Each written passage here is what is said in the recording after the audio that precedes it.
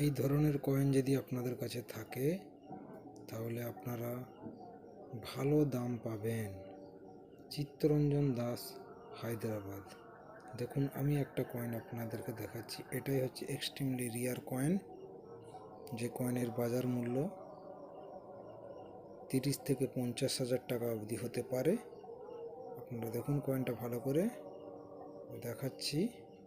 কয়েনটার নিচে স্টার আছে, দেখুন। দেশবন্ধু চিত্তরঞ্জন দাস, 1998 এর নিচে ভালো করে দেখুন স্টার আছে, স্টার।